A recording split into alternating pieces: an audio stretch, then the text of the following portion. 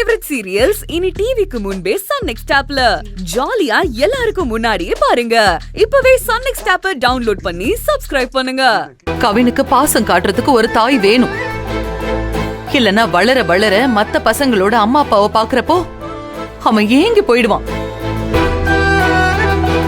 புரிஞ்சுக்கூடா விக்ரம்? அம்மா, நீங்க என்ன சொன்னாலும் சரி, எனக்கு ரெண்டாவது கல்யாணத்துல விருப்பம் கிடையாது.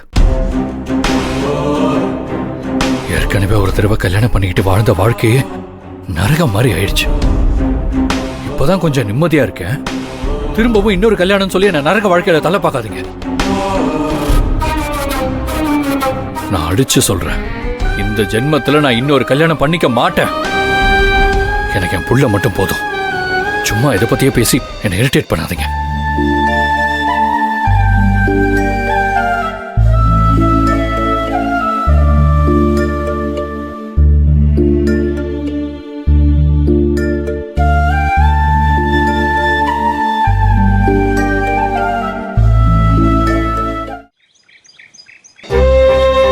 ஏற்கனவே ஒரு தடவை கல்யாணம் பண்ணிக்கிட்டு வாழ்ந்த வாழ்க்கையே நரகம் மாதிரி ஆயிடுச்சு.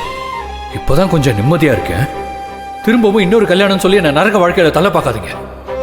நான் அடிச்சு சொல்றேன், இந்த ஜென்மத்துல நான் இன்னொரு கல்யாணம் பண்ணிக்க மாட்டேன்.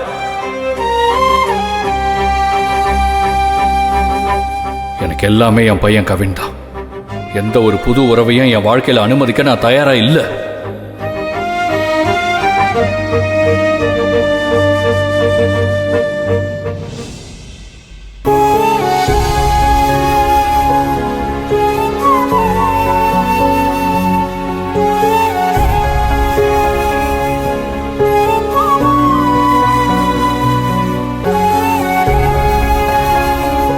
என்னம்மா, விக்ரம் பேசுறத நினைச்சு கவலைப்பட்டு இருக்கியா?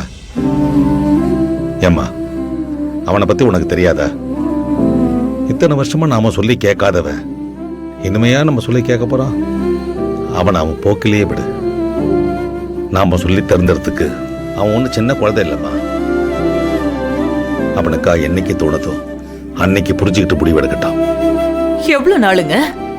இன்னும் எவ்வளவு நாள் அவன் ஒரு முடிவு எடுப்பான், அவன் புரிஞ்சுப்பான்னு நாம காத்துக்கிட்டு இருக்கணும்? இப்படி அவன் வாழ்க்கை வீணா போயிடுமோன்னு ஒரு பெத்த தாயா எனக்கு ரொம்ப கவலையா இருக்குங்க. பொண்டாட்டி புள்ளன்னு குடும்பத்தோட வாழ வேண்டிய வயசுல இப்படி அவன் ஒண்டி கட்டையா இருக்கிறானேன்னு நினைக்கும் போது எனக்கு ரொம்ப வேதனையா இருக்குங்க. கவின் சின்ன பையன், அவனுக்கு தாய் பாசம் வேணும், அம்மாவோட அரவணைப்பு அவனுக்கு வேணும். விக்ரமுக்கு பொண்டாட்டி வேணான்னு அவன் வேணா நினைக்கலாம். ஆனா கவினுக்கு ஒரு அம்மா வேணும்ல, அவன் ஏன் அதை நினைக்க மாட்டேங்கிறான்? அம்மா அப்பா பாட்டின்னு எல்லாரும் இப்ப குடும்பமா விக்ரமுக்கும் கவினுக்கும் நாம இருக்கோம். ஆனா இன்னும் எத்தனை நாளைக்கு இந்த உறவெல்லாம் நிலைக்கும்? நாளைக்கு நமக்கு பின்னால விக்ரமுக்குன்னு ஒரு குடும்பம் இருக்க வேண்டாமா? விக்ரமுக்கு கவின், கவினுக்கு விக்ரம்னு ரெண்டு பேரு மட்டும் எப்படிங்க வாழ முடியும்? இதெல்லாம் சொன்னா அவனுக்கு புரியவே மாட்டேங்குது. நான் என்ன பண்றது? உன் வேதனை எனக்கு புரியுதுமா. நானும் இதை பத்தி யோசிக்காத நாள் இல்ல. ஆனா விக்ரம் மனசை நம்மளால மாத்த முடியல. பட்ட ரணத்துக்கு மருந்து போட அவன் விரும்பல. அந்த காயத்தோடையே காலம் முழுக்க தனக்குத்தானே தண்டனை கொடுத்துட்டு வாழணும்னு முடிவெடுத்துட்டான் போல இருக்கு. அவன் எண்ணத்தை எப்படியாவது மாத்தி அவனுக்கு ஒரு நல்ல வாழ்க்கையை அமைச்சு கொடுக்கறதுக்கு என்ன பண்றதுனே தெரியல. சின்ன குழந்தையா இருந்தா மிரட்டியோ அடிச்சோ சொல்லியோ புரிய வைக்கலாம். தோளுக்கு மேல வளர்ந்துட்டான், அவனுக்கு என்ன சொல்லி புரிய வைக்கிறது? அதனால அப்படியே விட்டுட முடியுமாங்க? அதுக்காக அப்படியே விட்டுடணும்னு சொல்லலாமா? அவனுக்காக மனசு மாறுற வரைக்கும் நாம கொஞ்சம் காத்திருந்துதான் ஆகணும். வேற வழி இல்லையே. தெய்வான, என் மனசுல ஒன்று தோணுது. வேறொரு பொண்ணை கல்யாணம் பண்ணிக்கத்தான் அவனுக்கு இஷ்டமில்லைன்னு நினைக்கிறேன். அதனால நாம ஏன் விஜயலட்சுமியை தேடக்கூடாது? நாம விக்ரமையும் விஜயலட்சுமியும் சமாதானப்படுத்தி ஏன் நாம ஒண்ணு சேர்த்து வைக்க கூடாதுன்னு கேட்கிறேன். என்னங்க பேசுறீங்க நீங்க? என்ன பேசுறீங்க நீங்க? அவளை கூட்டிட்டு வந்துதான் என் புள்ளைக்கு ஒரு வாழ்க்கை கிடைக்கணும்னா அப்படி ஒரு வாழ்க்கை அவனுக்கு தேவையே கிடையாது. என் புள்ளையோட வாழ்க்கை நாசமானதுக்கு காரணமே அவதான். அந்த விஜயலட்சுமி மட்டும்தான் காரணம். அவ கூட வாழ்றதுக்கு இவன் தனியாவே இருந்துட்டு போகட்டும்னு நான் விட்டுருவேன். அவ எக்காரணத்தை கொண்டும் என் புள்ள வாழ்க்கையில வரவே கூடாது. நான் வரவும் விட மாட்டேன்.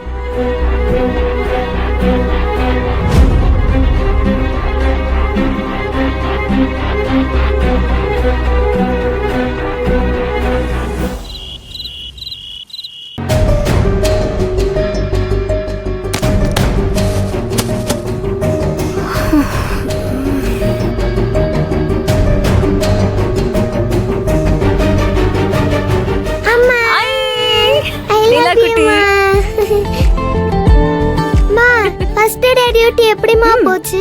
சூப்பரா போச்சு. அங்க பாரு, அம்மா உனக்காக ஸ்வீட் வாங்கி வந்திருக்கேன். இரு காமிக்கிறேன்.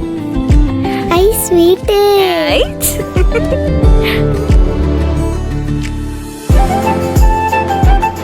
எனக்கு ஸ்வீட்னா ரொம்ப பிடிக்கும். நான் அப்படியே சாப்பிடுவேன்.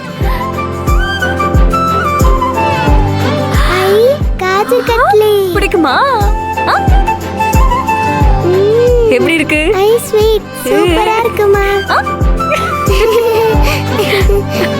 சாப்பிடு. விஜி. பிரியா உள்ள வா. விஜி, இப்பதான் வீட்டுக்கு வந்தியா? ஆமா பிரியா. ஒர்க்கிங் பிளேஸ்லாம் செட் ஆயிடுச்சா? ஓகே தான் பிரியா. எல்லாருமே நல்ல ஆட்களா தான் இருக்காங்க. ஒரு பிரச்சனையும் இல்ல. சரி சலோ, நீ உள்ள போய் சாப்பிடு. இந்த பாக்ஸ் எடுத்துட்டு போ.